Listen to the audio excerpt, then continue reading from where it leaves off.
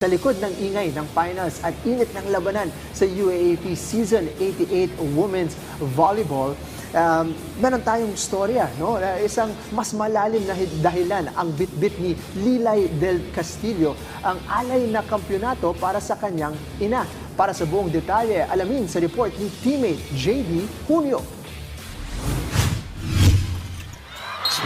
Hindi lamang para sa tropeyo, hindi lamang para sa eskwelahan, kundi para sa isang pangakong hindi nabura ng panahon at pagkawala. Sa nakalipas na mga season, dala-dala ni Lilay Del Castillo ng De La Salle Lady Spikers ang sakit ng pagkabiko at ang bigat ng pagpapatuloy matapos pumanaw ang kanyang ina noong kanyang rookie year. Sa bawat panalo at pagkatalo, nananatili ang hangarin, ang makamit ang kampyonato bilang handog para sa taong naging lakas niya sa buhay. For the last 2 seasons kasi, I dedicated it to my nanay, especially my rookie year kasi yun yung time na nawala siya. So parang those past 2 seasons, we've been looking for a championship, for a gold. Sobrang nag-failed kami sa dalawang past seasons.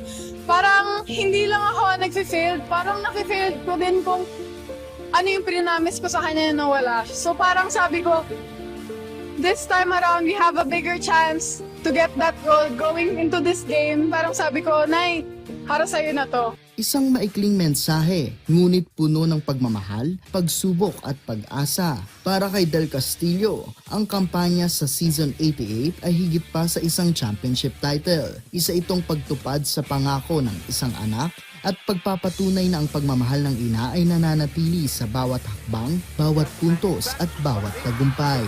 Sa bawat hampas ng bola, kasama niya ang alaala ng inang naging gabay sa kanyang paglalakbay. Isang presensyang hindi man nakikita, ngunit habang buhay na nadarama. Dahil ang pinakamahalagang panalo ay hindi lamang ang pag-angat ng tropeyo, kundi ang pag-aalay nito sa taong naging puso ng lahat ng panalo. JB Junio, para sa atletang Pilipino, para sa bagong Pilipinas.